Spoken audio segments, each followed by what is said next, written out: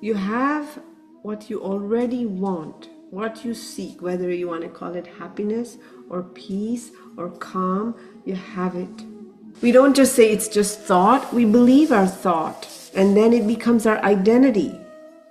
Anger is an emotion. By definition, it's an emotion.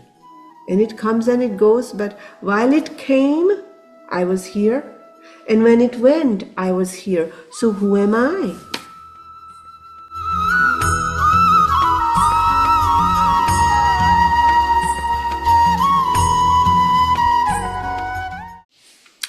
Any thoughts, questions, comments on last week?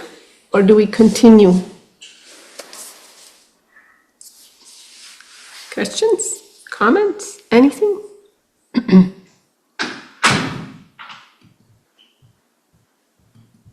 Okay, I see the answer is a resounding no, we're good to go. All right. Some comments, let me see. The discussion last week about where are you really stayed with me. I kept thinking about it all week. Still don't have the answer. It's a wonder. That's good. Don't be in a hurry for an answer. But it's great that it stayed with you. It means you're not in the small mind. You're not fixed with I am here and this is who I am. That's actually great for all of us. And it's just the whole process, isn't it? Did it stay with anybody else? Where are you? During the week, did you have this thought like, wait, I think I'm in my head, but really, where am I? No, especially when we were talking about what, is there like a little room in your little head where you're sitting there? Where are you? The you, it's nothing but awareness, attentiveness, if you want, you know? So it's a very, very big thing if that stayed with you. It's very good. I'm just reading the comments, Pramod, until you're ready. We love you, Joan and Raj. That's Antonia. Love you back, Antonia. But struggle to maintain it. No, well, don't struggle to maintain it. It comes and it goes. That's just how it is. Okay? We're not trying to hold on. The moment you do, you start to objectify the whole idea. So it comes and goes. There's just a flash like, okay, really, who am I? What I think and say, is that me? No? If you're playing a record or an audio book or something, there are words that you hear.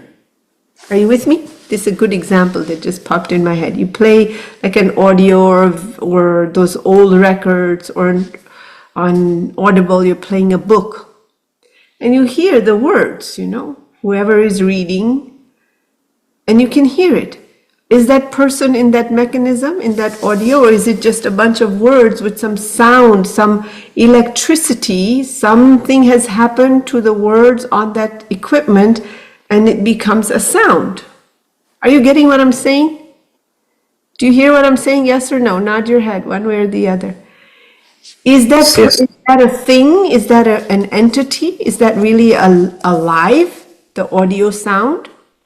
No. It's actually a mere thought, a thought transforming into sound, into That's energy, and then it comes into you, and that becomes another thought, and eventually you feel that thought. That's what it's all thoughts. The challenge is we are all thoughts. We are mere thoughts, and Are you hearing him? Pradeep, are you hearing him? These thoughts are, this is a machine, you know, like the yeah. old audio player or whatever, those LP record players, or today it's Audible on your, this is a machine. And there's words in there, what we call thoughts. And then there's illumination, electricity, the divine force puts light on those thoughts, just like when you plug in your machine and the moment you press the play button, sound comes out. Well, in this machine, there's words, thoughts, ideas, beliefs, assumptions, and consciousness. The illuminator puts light on those words, and then the sound box comes out, and we think that that is really me. Yeah. What you hear on the audio, on those LP recorders or on your digital device, there's no person in there. It's just the electricity illuminating the words, and it's coming out of the squawk box through the speaker. Do you understand? Forget about trying to hold on to it, but from time to time, just to ask the question, what am I constantly trying to preserve? Who is this me that I keep trying to protect and preserve and identify and make bigger or smaller, that gets hurt or injured and that I'm trying to preserve and protect? Just for a split second, and then let it fade away. It doesn't matter. It's not important. But that moment is very, very, very precious. Because for that moment, we drop out of this fixed idea that I am here and I am this like or dislike, this fear, this anger, this happiness, this. No. And then when that's there, you chill out, you do whatever you have to do in life, you move about, you laugh, you eat, you enjoy, but you're not stuck in it. No? Very fascinating. I'll just take, Niva, your question, and Pramod, if you're ready, we can set up after that, okay? Rashidi, it is just one comment I have from last week, which stayed with me, is just in the same line what you just mentioned, is when we realize our eternal existence, that's when everything that's happening around us, good, bad, everything in between, with people, with situations, circumstance, it doesn't really stay with us to that deep extent, because we know about this evolving, the eternal existence. So whenever whatever is happening, you can just sort of let go. So one that kind of correction, who we are in our essence is not evolving, it is, period. It doesn't need evolving, it doesn't need growing, it doesn't need fixing, nothing. It's perfect in and of itself. It is finished. Okay? So this is why you often hear people say, stop trying to fix yourself. Who you are is perfection. It needs no fixing, the essence. We're trying to fix our mind all the time, but that's like trying to dry up the ocean. Oh, the ocean's wet. I need to dry it up. Good luck. No? You start with a sponge and then you find some other person or self-help person, then you take it out a bucket at a time. It rains just before you think you're going to dry up the ocean and it's full again. Or the rivers come gushing in from the Himalayas and it's full. So good luck. Forget about trying to fix the small I, meaning the thoughts, the bundle of beliefs, ideas, assumptions. Don't keep trying to fix that. Allow it to be, oh, this mind functions like this. That gives you then the freedom to not be stuck in the mind, in that belief. Good. Yes, are you clear? It's very important, this book is for who? Who is it for? Point? Yes, Arjun is here. This is Arjun. Right? This is not King Janak's book. No, it's Arjun, you, me, every single person walking on the planet, is pretty much an Arjun struggling to say, what do I do in life when A, B, and C happens? When me and mine and what belongs to me and those who I consider mine, something happens to that. What do I do? That's this. That's us. Okay? Very pragmatic. Okay. So just to read you the last verse, and then Mala will continue with verse 7. Though birthless and immortal, and the Lord of all beings, I manifest myself through my own Yogamaya, divine potency, keeping my nature under control. Yes? Lord of all beings, through my own power, I manifest myself.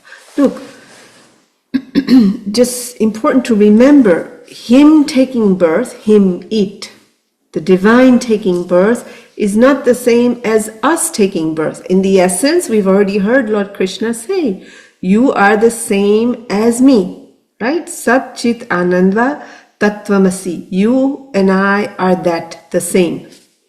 He's already said that. So what is the difference between our birth and Paramatma, Lord himself taking birth? Number one, there is no forgetfulness of the true nature, right? That is the last line, keeping my nature under control. But we take birth out of vasanas, out of desires, out of impressions. And all our life is run through wanting to fulfill those desires, those ideas, those vasanas, those impressions. But when Krishna Bhagavan, when the Lord is talking about taking birth, it is a birth out of choice, free of karma, free of vasanas, free of desires. And as you know, as he goes on to say, you've already heard Gurudev say, and it is for the purpose of what? Dharma. To reawaken the purity of the knowledge. One of the ways we talked about a-dharma, loss of dharma, was what happens? Knowledge goes from generation to generation as time passes. The speaker speaks from one place and the listener listens from another place, and something gets lost.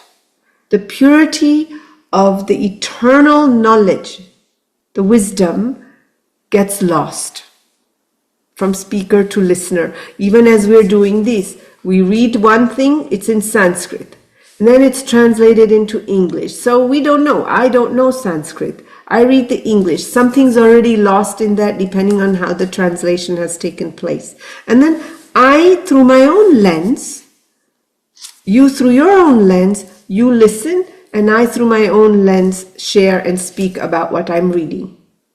Can you see how slowly this gets lost? The difference, of course, being we're listening to Gurudev's knowledge, and we have some degree of grace supporting us to stay at some level at the essence of the knowledge. We're not trying to become scholars of the Bhagavad Gita, but we're just sharing, saying, oh, what does Lord Krishna say about how to live my life, how to spiritualize my daily action? What is the ultimate truth, the reality of who am I? What is all this? Right? So Lord Krishna's birth is very different from the notion of you and I taking birth. Very, very important to stay clear of that. Of course, we know it, but it's good to be clear. There's no desire, there's no want, even we think there's a mission. It's not that. It's a natural phenomenon of consciousness to again and again, from yuga to yuga, age after age, to reappear in order to make sure dharma is not lost and the wicked are, etc. We'll get to it. All right? Mala, let's begin with number 7. यदा यदा हि धर्मस्य ग्लानिर्भवति Bharat अभ्युत्थानमधर्मस्य तदात्मानं सृजाम्यहम्. Arjuna, whenever righteousness is on the decline, unrighteousness is in the ascendant, then I body myself forth. Right? We just spoke about this as the knowledge, as the purity and the essence of the wisdom that keeps us, bringing us back to our self, who we really are, as it starts to decline again and again. I body myself forth to bring up the dharma. Yeah? Continue. परित्राणाय साधूनां विनाशाय च दुष्कृतां धर्म संस्थापनार्थाय संभवामि युगे युगे. For the protection of the virtuous, for the expiration of evildoers, and for establishing dharma, righteousness, on a firm footing, I manifest myself from age to age. Protection of the virtuous, it means the seekers. No matter what year, what time, what yuga, there's always a seeker. Someone who wakes up in the middle of the night and says, there has to be more. And I want to know what that more is. This cannot be what life is, and this cannot be who I am. What is more? And then the question arises, and to be sure that those seekers, what we are here reading as the virtuous, they are moved forward to the purity of the knowledge again and again, age after age. He takes birth. It takes birth, consciousness. Yeah? Continue.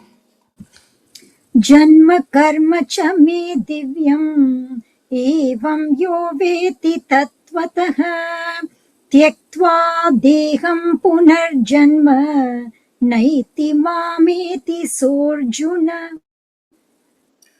Arjuna, my birth and activities are divine.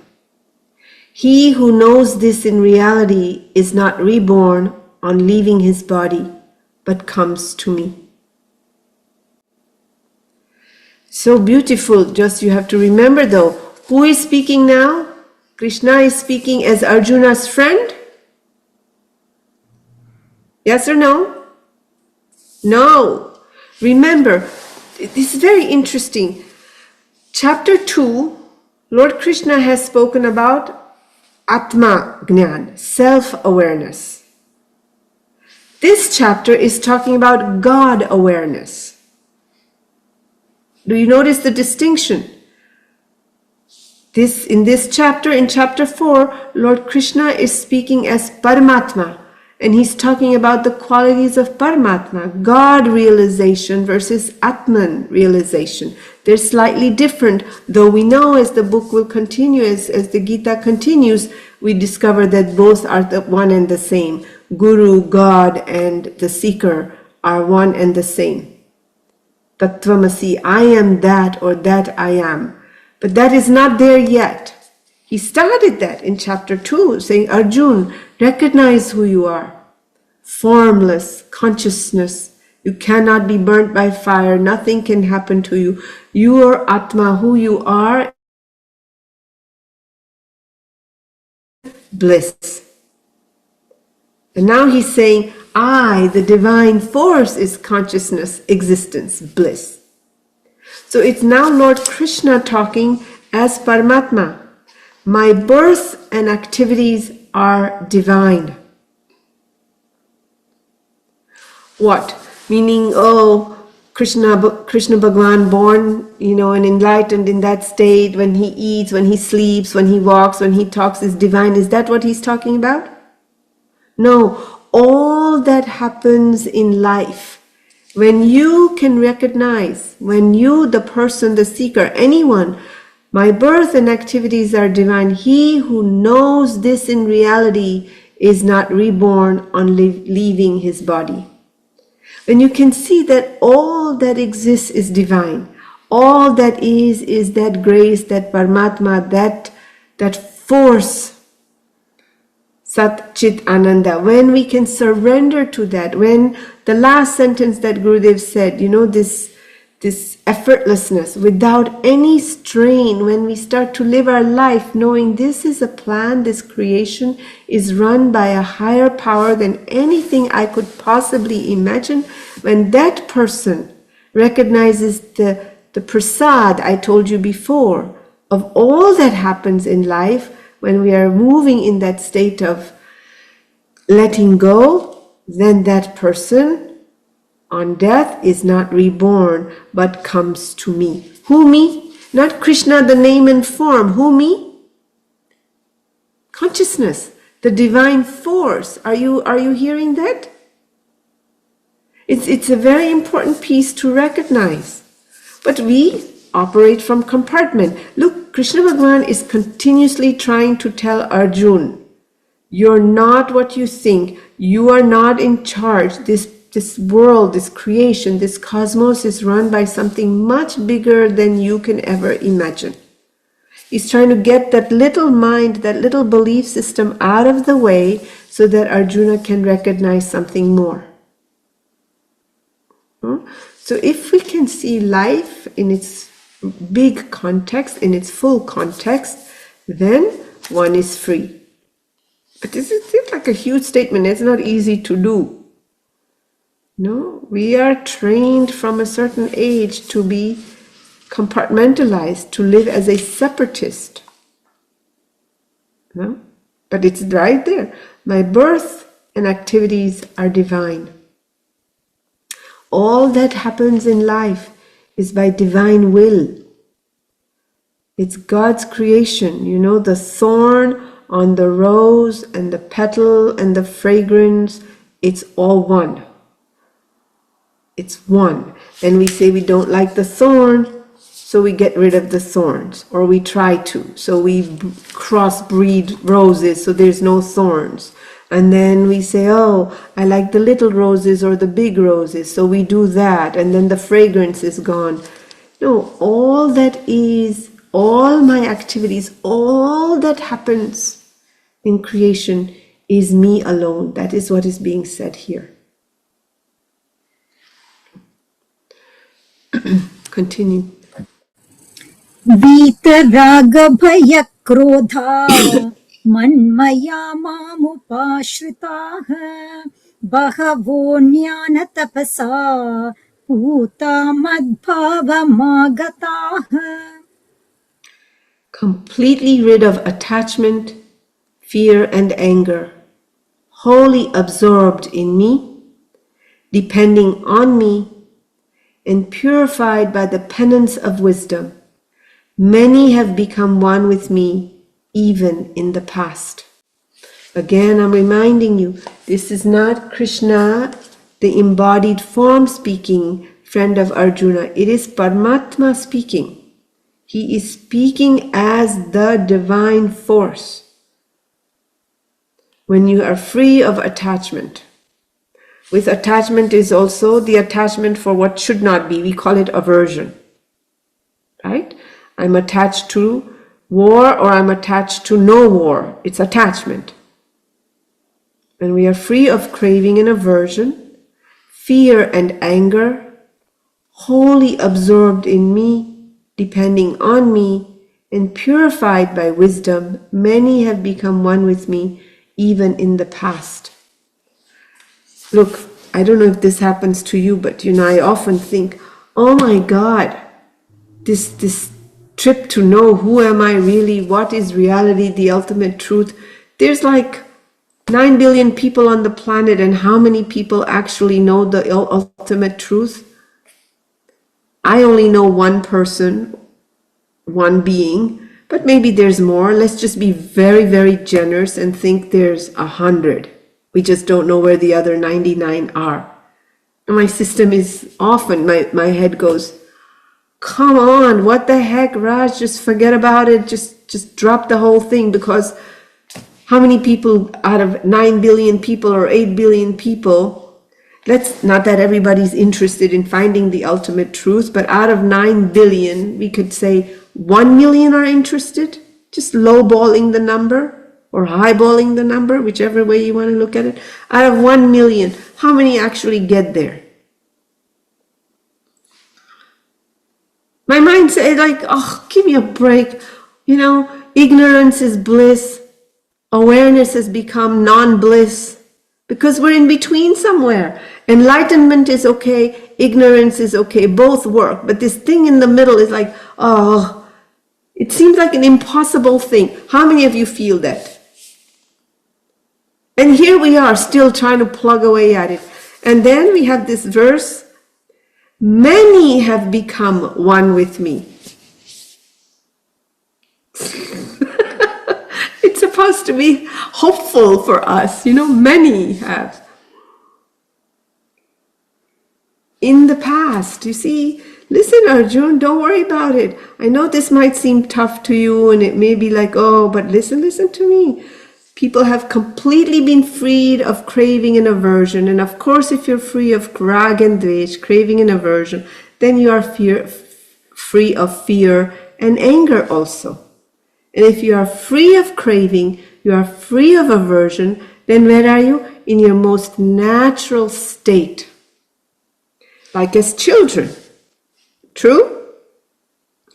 You're in your most natural, strainless, effortless state. You eat, you play, you cry, you ask for something, you grab for something, you move on. It's just it's a flow like water. The only thing is, they can't recognize and the value that they're enlightened. That's why we got to go through this veil of ignorance, because we didn't appreciate what we had. I'm talking and I'm exhausting myself for not recognizing it. Do you understand what I'm saying to you? Yes or no? We do know, we have had the experience of a strainless, effortless, most natural state of eating, laughing, crying, relaxing, playing, holding, letting go. We know that state. The only thing is we forgot that state. It got covered with fear and anger, and it got covered with separation and compartmentalizing. I like it, I don't like it, I want this, I don't want this, this is right, this is wrong, I'm good, I'm not good, they're better, they're worse. All of that layer has created one more layer of strain and effort and stress and pressure of doing and surviving and protecting. And so then somehow we get a glimmer of awakening, and here we are in search of what we already have. You can't, like, how are you going to find it if you're searching for what you already have? That already is an oxymoron. What are you doing? I'm searching for what? What I already have. Just kind of think about that for a second. But we've no recognition that we have it. You know? And so in this verse, Lord Krishna is sort of saying, listen, don't worry, it's not that hard. Many have become one with me in the past. So, ladies and gentlemen, there's hope.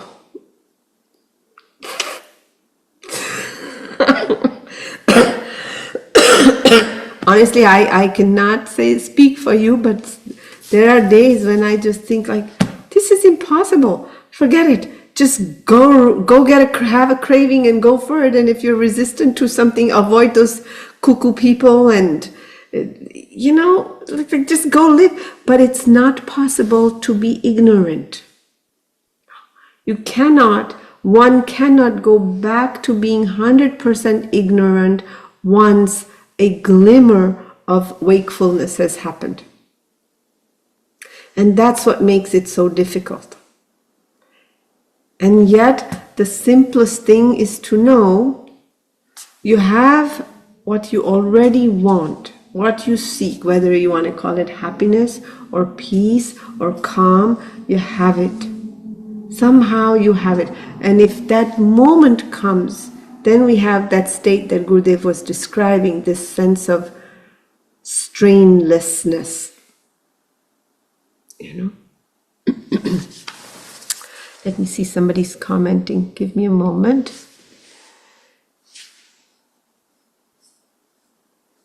The last part during questions resonated, realizing there's a whole universe out there. I guess that was from last week. Isn't the universe itself a thought of something? Even if we identify with the intelligence, mind, ego complex, isn't that merely a thought within a thought of several entities? Isn't desire just another thought? Aren't we the supreme consciousness itself? Misunderstanding that we are the chain of thoughts. Yeah. But what to do? We don't just say it's just thought, we believe our thought, and then it becomes our identity. Correct? Conceptually, we can say, oh, those are just words.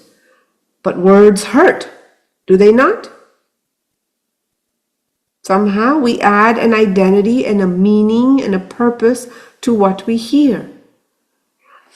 When we're young, certain words hurt us more, but then we mature and we have life experience. Forget divinity and enlightenment, but we just mature through life.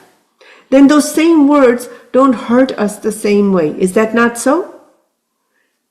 Yes, that's the process of awakening to the recognition that words are not me, and the meaning that someone has given it is not me. Correct? In that same way, our beliefs and our ideas, the limited beliefs and the limited ideas of who we are, as we start to grow, as we do our practices, we realize that's not me. That was just a momentary belief I had, but I'm something more than that. Yes? It's true. The way, I think it was in Yoga Vashishta, it's described that, forget it, Yoga Vashishta, even if you think about it from the story point of view, Lord Narayan is resting on the Seshanag, right? On the cobra. It's a story. And at the foot of Lord Narayana is the Devi. No? And they're just sitting there, and in Yoga Nidra. What is Yoga Nidra? Awake at rest. The Lord is resting yet awake. That sleep that you often have, that we all have, we're kind of awake but kind of not awake. Do you know this sleep? Yes or no? We all have this sleep. And in that sleep, if you notice, you hear things. You're separate from what you hear. At the same time, you can keep creating and adding to what you hear. Do you, number one, understand what I just said? Yes? Is that not your experience? Does that not happen? It's a subtle type of daydreaming, but you're not really fully in activity, but you are awake. There is rest, a feeling like I'm sleeping.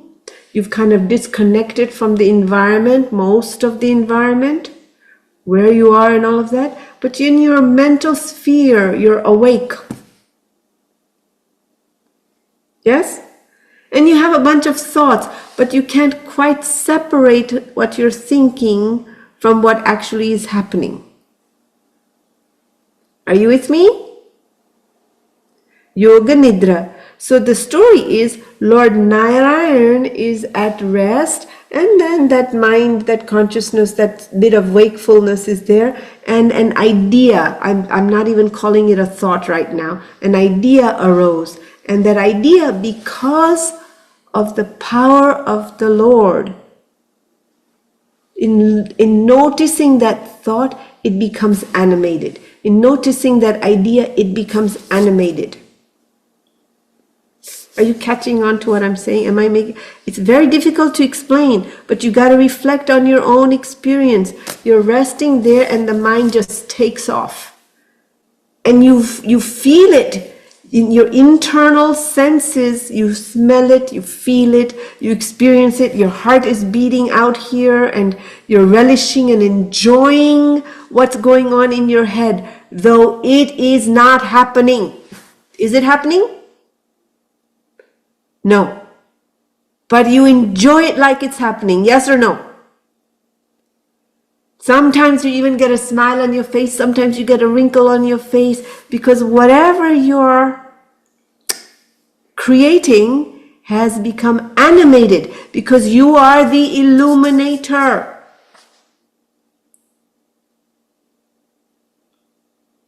Are you hearing me?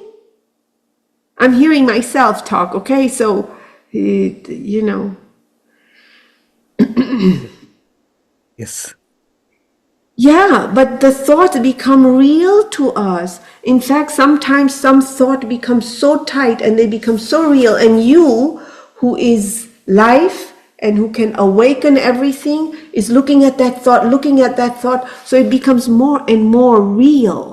Quote, real. It becomes more and more of an entity. A thought becomes a form.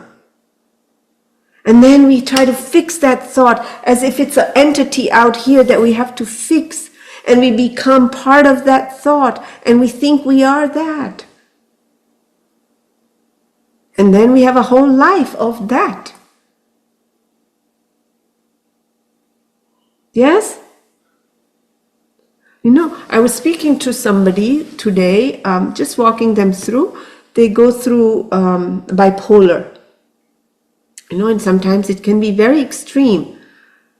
Me, the outsider, I'm not in his head, for lack of a better word. When he's going through a manic state where his thoughts are, I'm great and everything's great and I can be a billionaire and I got this idea and we're going to go do this, and he shows up with a Mercedes Benz. They're just thoughts, like in your digital audio book, words that has a voice. But for him, he's been illuminating that, he's putting so much energy on it. It's very real.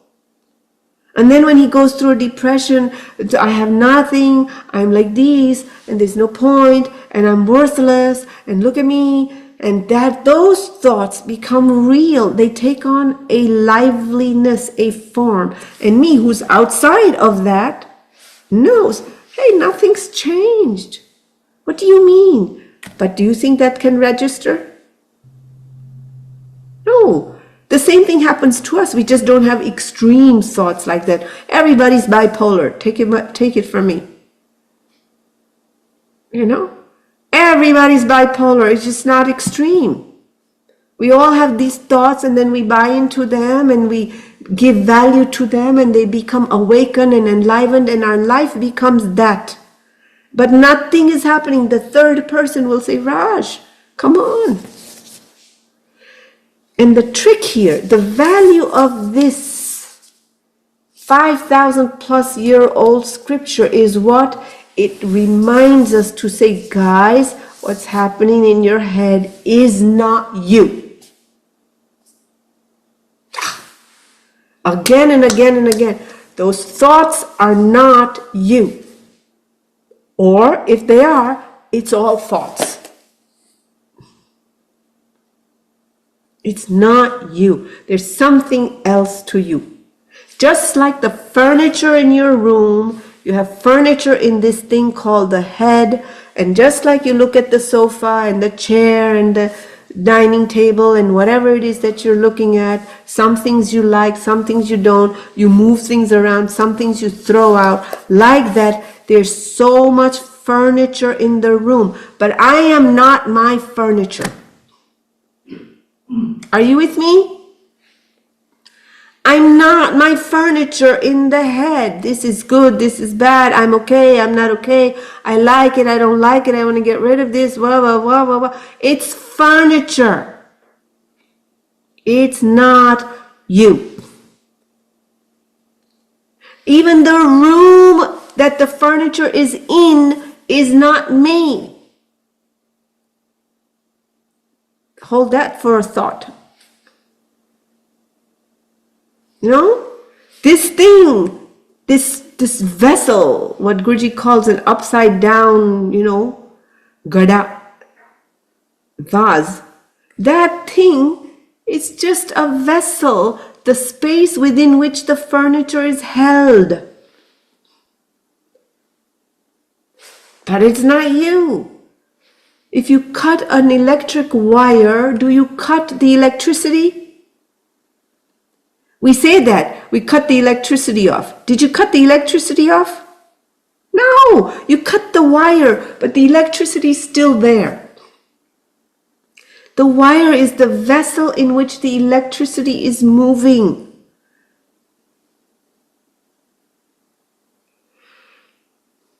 I hope this doesn't sound philosophical or some... Is it sounding like that to you? Are you hearing it like that? Yes? Don't hear it like that. It's not like that. It's really to just like, oh my God, yeah, I live in my head. People, every self-development person out there, oh, you know, get out of your head. What are they saying? You are already out of your head. Get out of your head. Yes, that means stop believing the things you think. Thoughts are not you.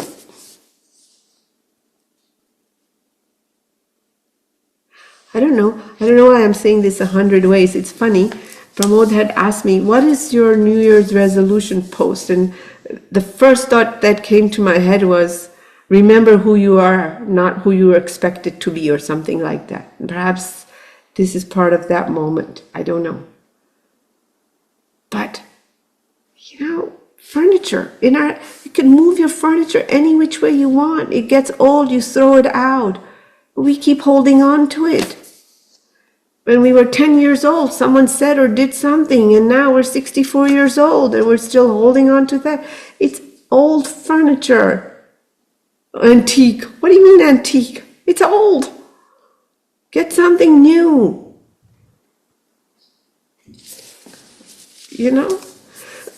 Vishal, you had a question. Go ahead. Yeah, I was just trying to compare this with the movie Inception, where they go into a dream world, right? So what you're essentially saying is our daydreaming or our thoughts, or when we get lost, is really that little inner world where we create ourselves and we imagine other characters, except that it's daydreaming versus when we're sleeping, we're actually dreaming. So we're actually in a different world, right? But that's happening automatically. Here, we're co-creating that in some way, right? Yeah, Through but volition. which you is co-creating? Hold on. Yeah. Just think about what you just said. There you are and you imagine. So the imagined, whatever, pink elephants flying, the imagination, right? And the imaginer are different. You put yourself in what you are imagining. Who's imagining that? That is different from what you imagined in your imagination space. Are you guys hearing me? So that's it's like a dream projection of myself, right? It's Yes. just So who is the self? That's the question. That is what this book is. There's a projection. Yeah. So who are you? That's what this is saying. Okay, so that us is the purest essence, which is our self, a part of our, but it's a mistaken identity, right? Like it's a mistaken identity. We think we're that whatever we want to be in that dream sequence, right? For example, if I want to be in this case of hypothetical example, I want to be a billionaire, or I want to be a whatever, right? An actor or whatever, XYZ. Then that becomes and I think that I am that because I want to become that, or I want to do something that causes me to become that. But it's really all a way of me imagining myself in that dream state, through my thoughts or through I my. understand. I'm trying to get you away from there, and I'm trying to get you to the person that's dreaming. Yeah. Who is that? Is that the real you? Or could you be somewhere else, something else, dreaming this thing that you think you are? The subject cannot be the object. Yeah. Now it makes much more sense because now Gurudev says, remember who you're not, right? Don't focus on who you are. Asangoham punapuna. Who are you not, right? And so now that makes more sense here in this context. You cannot say I am that, because then it's not you. Yeah. You've become an object. You can only live you. You cannot see, feel, touch you. We're way over the top. But the moment you know something, it's not you.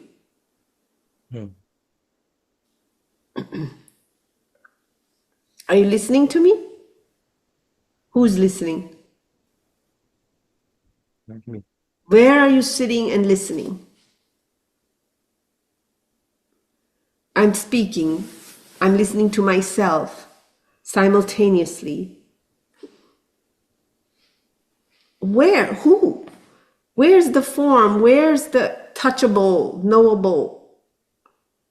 Right now, I get a clear grasp of attentiveness, intelligence. Oh? Who's watching? And the watching, what kind of quality does the watching have? It doesn't have a quality. Hot, cold, tall, short. It doesn't, it's watchfulness is a consciousness. It's an intelligence, attentiveness.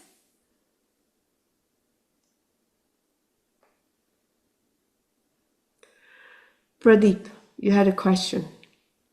Yeah, I mean, I was the fact that we ourselves are a dream. Like we are not, I mean, who we think we are itself is a dream, right? I mean, something outside is out there, and that we are that, and that imagined ourselves in this whatever state we are, and we imagine something else, and we become that, and that in that state again we imagine, and that goes on and on and on and on and on, and Stop. This can't be talked about or conceptualized. You just have to have this question like, who am I really? That's it. Like, who am I? Where am I? What am I? Am I this solid matter? no, Who am no, I? Am I my beliefs? Am I my assumptions? Am I my fears? Am I my anxieties? If you say, I am afraid, there's three things there: I and the experience of fear and fear. Isn't that right? okay, Correct? I correct, correct. am afraid. Are you fear? No, fear is what's happening. The object is fear. And the experience, I am afraid. There's an experience of that fear. And there is you. You are not the fear. Because you think you are, you feel it as you. When somebody else is afraid, do you see them as this person's name is the experience of fear? You say, don't worry, it's just something, it'll come and go. Don't you say that? Yes or no? Don't you say that? You don't see them as fear. Oh, who is Rajshree? Rajshree's fear. She has some fear. She has an experience of something called fear. But that is not her. You say that to me. You would say that to me. But when you have fear, you become fear in your mind. When I have fear, I don't have the distance. So I think I am afraid. No, I am separate. Fear separate. It's just concepts though. All this talking is just concepts. But Lord Krishna is saying, don't worry. A lot of people have come to me. You have hope. Okay. Okay. We have to not try so hard is where Gurudev takes us.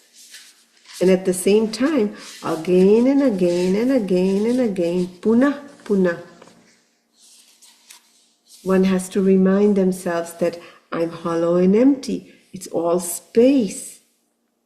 I am the consciousness within everything. The attentiveness, the awareness, the intelligence. That is what I am. So we negate, I am not this body. How come I am not this body? Because I see this body. I don't go around saying, hi, I'm this hand. I don't say, oh, I'm my stomach. Oh, I'm my intestines. They're part of this body, but they are not me. Oh, I'm not this body. Then it moves to this sense of, I'm not the thoughts. They come and they go. They come and they go. I remember some thoughts. I don't remember other thoughts. Some thoughts are sticky. So then I think that that's me, and I keep trying to fix the thought, and I'm thinking that I'm trying to fix me. But no, that's not you, and you're trying to fix something that's not you. Then emotions are there. Oh, I feel fear. I'm happy. I'm angry. Oh, no, wait. Angry is not who I am. Anger is an emotion. By definition, it's an emotion. And it comes and it goes, but while it came, I was here. And when it went, I was here. So who am I? Who watched the anger come, who knew the anger came, and then they saw the anger go, and they know the anger went. Who am I? Who knows the anger came, anger went? I felt anger. Who knows that? You are the knower. not the thing that is known. Known, knower are different.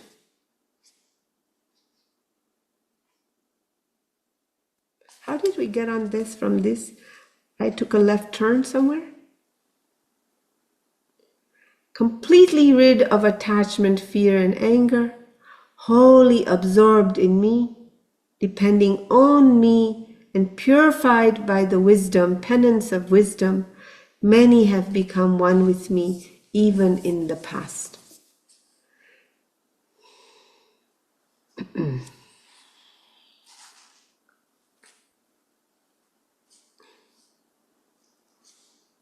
It's a good session for you somehow.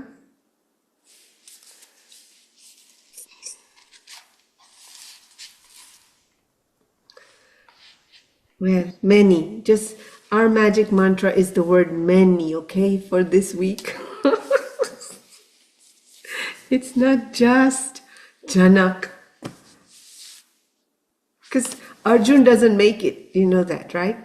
At the end of this, you do know that, right? He doesn't make it. I mean, he fights, and then Abhimanyu dies, his son dies, and he's back to square one. And then again, he's back to, oh, look, all the destruction, oh, look. And then he has to go up into the mountains, and he still doesn't make it. I heard Arjun's born, when they did the eternity process. There's quite a lot of them, actually. That's what I heard. I know a lot of people. Who are you? I was Arjuna. Okay. Okay.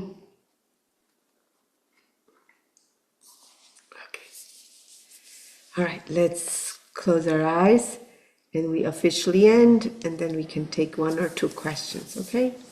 Eyes closed.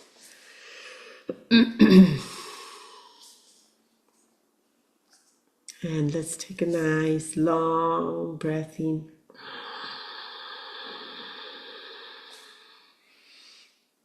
And let it go.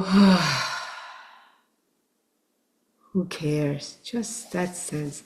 Who really cares if I understand? I don't. It makes sense. It doesn't. I don't know. I can't make it. Just who cares? So what?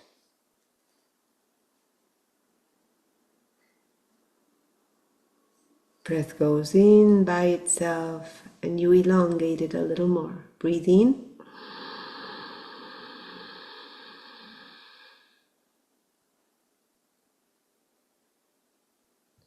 And breathe out.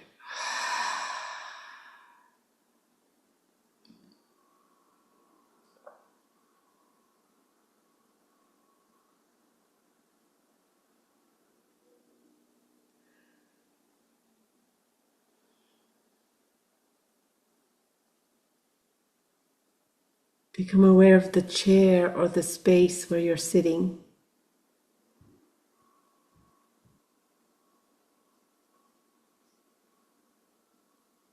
You feel the chair.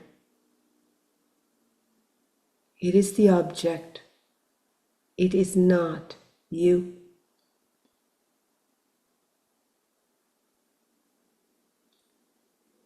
Experience the chair, its texture, softness, or firm,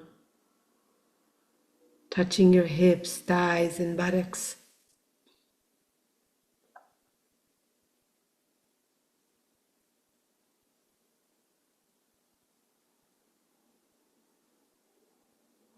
Take a breath in and let it go.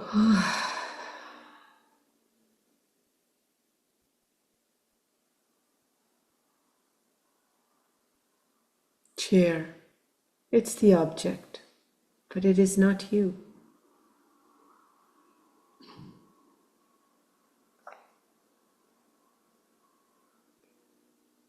Feel the clothes on your body. A little closer than the chair.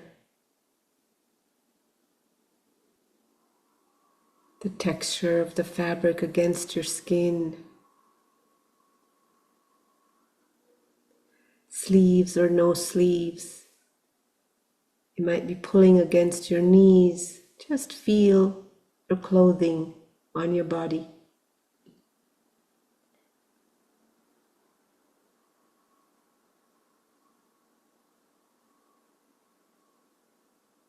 Like the chair, what you're wearing is the object.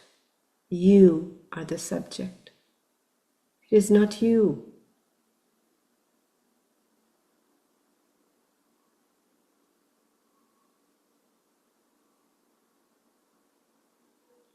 Become aware of your skin.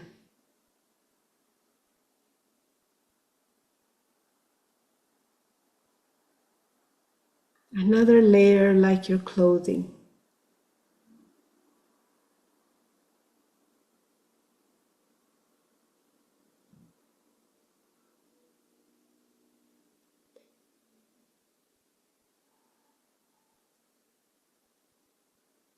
In the same way that you were experiencing and were aware of the chair,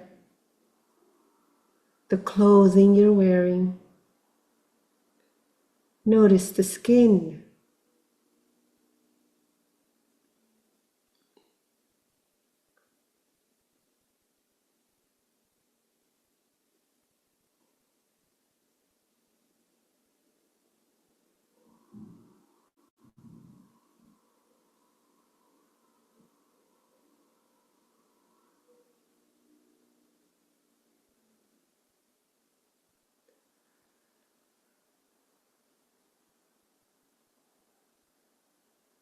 Notice the thoughts that might be floating in and out.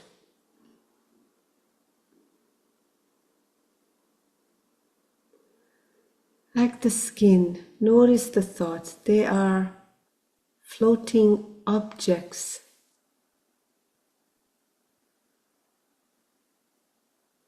Pleasant or unpleasant. Like the chair, the clothing, the skin, the muscles. Your thoughts are the object. You, the knower of thoughts, is separate.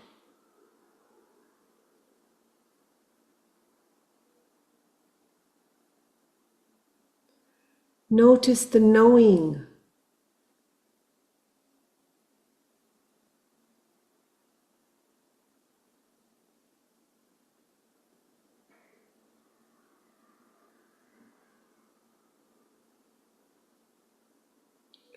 Where are you?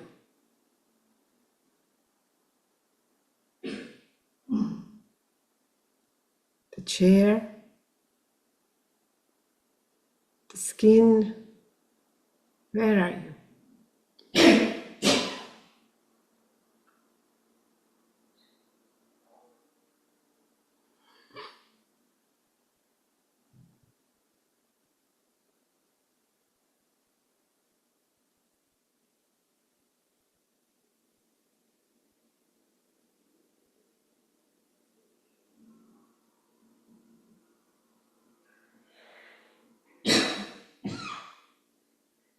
Take a breath in.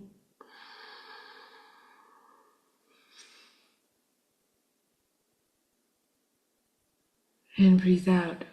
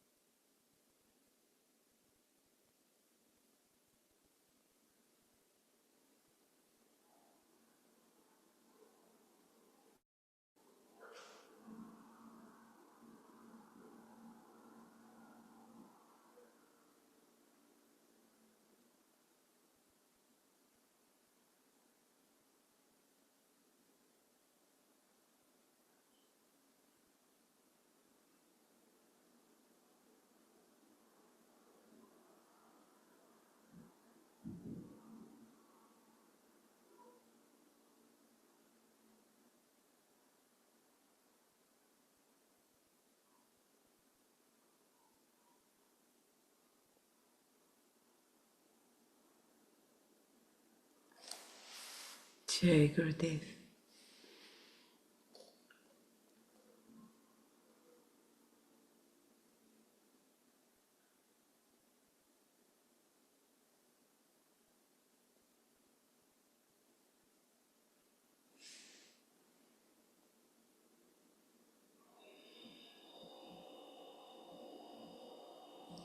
And slowly, gradually, when you feel ready, you may open the eyes.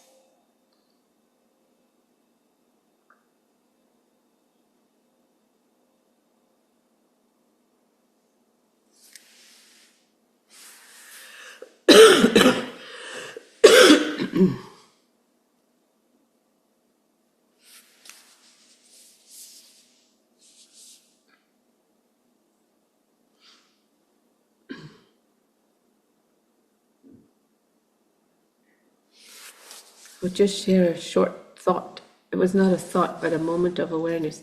You know, when I said take a breath in, suddenly it's like there's no pulley system. It's not like we use the muscles, but what takes that idea and awakens it into action? Do you understand my question? Can you, or what I'm trying to say to you? I say take a breath in, and suddenly I feel the pulley system of the breath being taken in. I contract the muscle and I pull the breath in. But there's something else, some intelligence had to come before the act of contracting the muscle and the breath going in. And it goes, do you see that everything is being run by something other than you? We think, like I think, you, not in that moment, but generally speaking, I am taking the breath in. Okay, because I contracted the muscle in the throat and did I figure out how to pull the breath in? No, it's a happening, is it not? Yes. There's some other power, the intelligence to pull the breath in. It's not a mechanical system. And then the breath goes in, and then release the breath. And the intelligence, me, is an awareness. It's an intelligence that releases the breath. Raj, take a breath in. Who is Raj? It's an intelligence. It's not the intellect, because intellect only labels. It only judges, it divides, it analyzes. Intelligence pulled the air in. You know? I don't know. I just had a flash for that second as soon as I said, take a breath in. And the breath went in, and I'm like, wait, what took the breath in? The divine, the consciousness, whatever you want to call it, intelligence, consciousness. And it's always there. How did the baby take the first breath in? The lungs expanded after the breath goes in. Do you see what I'm saying to you? It is not intellect. It's not using my intellect, figured out how to get the breath in, and then figured out how to release the breath. You know? Who am I? I took a breath in. Who? Where? What? It's an energy. It's an attention. It's awareness. It's intelligence that take a breath in, and it did. I'm the manifester, the illuminator, the force of divine, the guru, the light within, which is without. What is in the guru, what is in me, what is in you, is the same intelligence. But I get locked into thinking I'm this mechanical force of body and thought and emotion. And I forget that which is behind the thought, the emotion, the body that's being run. You know, I have no idea how or where, what state the guru is. I told you the story last time in New Delhi where the person said, I know you know the truth. Remember that story? You know the truth, tell us. And Gurudev says, when I cannot describe a headache, how will I tell you the ultimate truth?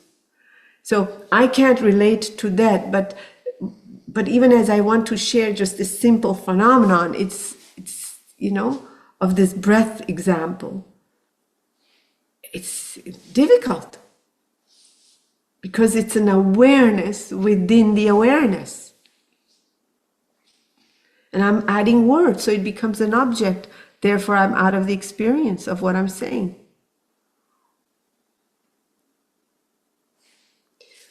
Yada, yada, yada. You go to sleep like that. When you go to sleep, why? Because the muscle contracted. But what made the muscle contract? Did you have some mechanism that contracted the muscle for the air to go in? No, there's an intelligence. The intelligence, using this pulley, pulls it in. You drop a bucket in a well, the water is in the well, right? And the pulley system, you pull it, but the water is already there. That's why it comes back up full. There's no water in there, you can't do anything. It goes in, clanks around, comes back out, but that's not how it is. That's breath, but something's behind it that knows exactly what to do.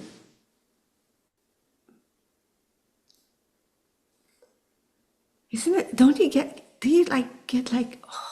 for a second, okay, many did get there, maybe there's hope. No? Yes. You should say, I don't know what the heck you're talking about.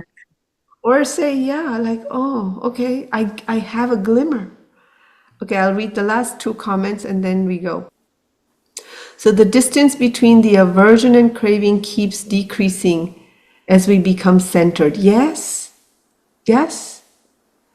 The more we have I like and I don't like, you are in a fixed position, correct? The more you say, I prefer, now things are more open. I prefer to sit in a chair. I prefer to eat with a spoon versus no, you can't eat with your hand, you must eat with your spoon, and you must have the fork in your left hand and the knife in your right hand. Finished. You're very far apart. Okay, but I prefer. And then from prefer, it's all what it is. No? Once we are at the level of beyond the five senses, then the thought is getting more transparent. Yeah. But as long as we have a body, the senses, it's in meditation. This is why we have the practice of meditation and the breathing. These things go quiet and we experience ourselves in the subtler layers of who we are. We are the subject, but we think we are the object. That's right. We've lost the gap between isness and the rest, scene and scenery. You are not fear, but you are not the experiencer of the fear. Just I am. Especially in the past. Thank you. Lots to think about. Don't think, just nicely go to sleep. Somebody else is breathing. I think it's me, but it's not. Okay, relax. Just that much, if you want to think. I'm not breathing, it's happening. D, I really feel you're already enlightened. It's not true. I'm sure many would be feeling the same. Why do you think you're not yet? Is it so that one is more sure about someone else's enlightenment and doubt their own? Is enlightenment moment to moment or thought out? I don't know what enlightenment is. I'm walking the same boat you're walking.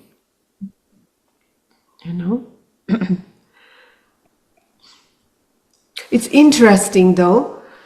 Have you ever noticed what we are established in? Let's say I'm a really completely patient person. You guys know that I am, right? I'm just this cool, patient, infinitely patient person.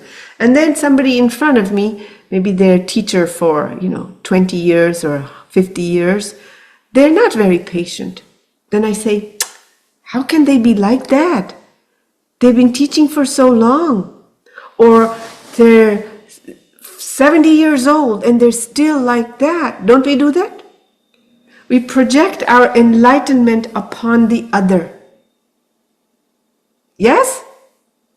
We want them to be like us. This point, they say, how can you be like that? But they, okay, I'm very patient, but they maybe are very good at expressing a very, like the middle path. They allow everything to be. They don't take a position about anything. They're just very accepting. So then they look around. I say, how can you? We project it. I'm very good at something, meaning established in some quality, and if I don't see it in them, I judge them. And they have something that they are very good at, and they don't see it in the other person, they judge them. We project our enlightenment. Why? Because our nature is the same. You get me? We think everybody's like that. Then we have to remind ourselves, oh no, over many years I learned to become patient. And they will take their own time and get to a place. But they are so good at acceptance. I'm not there. That opens us up also. It's a very, very big deal in terms of work world and relationships at home and dealing with people and things in life. Very big deal to recognize, oh, what is in me, I project out.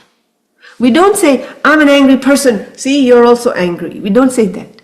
We project our enlightenment upon the other. Are you hearing me? It's a big deal, this sentence.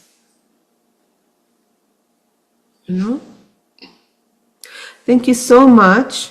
I was able to totally relax, not being the object or thought. It really worked. Intelligence is the one that drives the intellect. Yes, that is true. The breath is an automatic as the sun rising or the gravity. Well, that's right. So some other intelligence makes the breath go in and out. We don't consciously breathe. It breathes us. God is breathing us.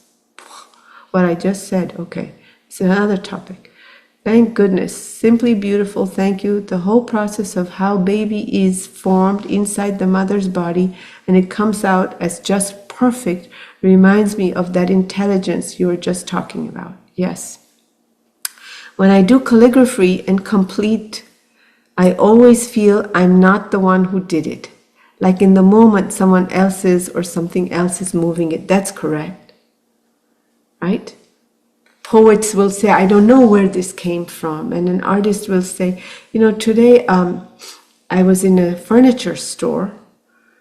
I hate to use that word because we kind of think of furniture as just this pragmatic thing to sit in, sleep on, stretch out on, put a coffee table, a coffee cup on. Do you know what I mean? Like very pragmatically as an object.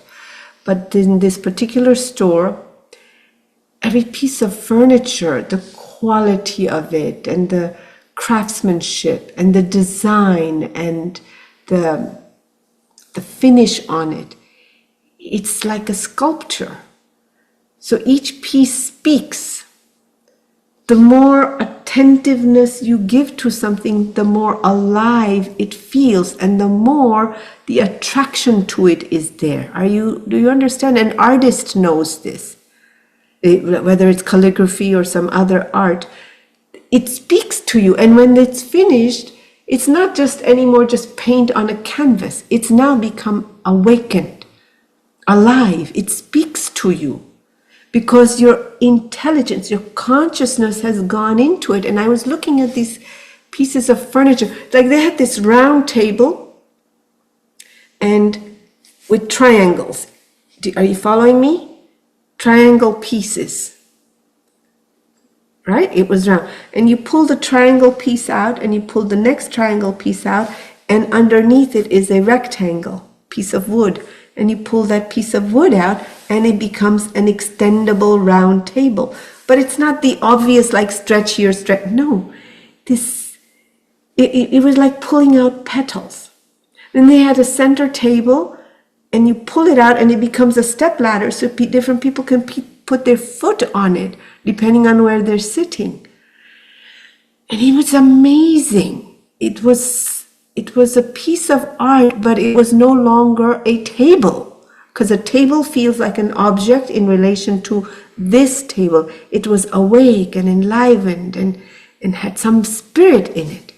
So when you see that life is in everything, it's because we don't attend to it, it appears to be inanimate. That's why, like, you go to countries like Japan or India, they don't kick things with their foot. They'll not do that. You know? They don't just move things with their foot like that. They pick it up. And you place it properly, not just slap it there. You know? They had fabric in this store.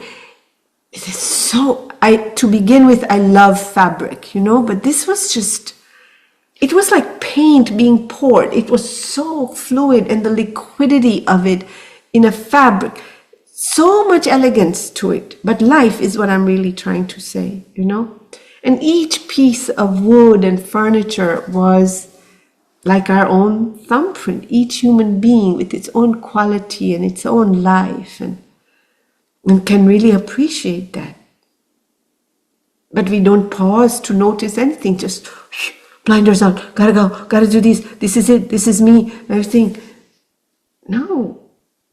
There's a checklist that we're trying to run off of. No?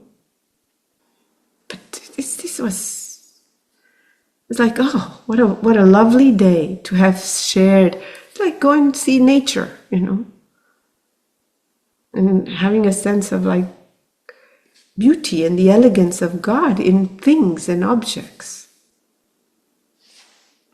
All right. Jai Gurudev, rest well. See you Tuesday.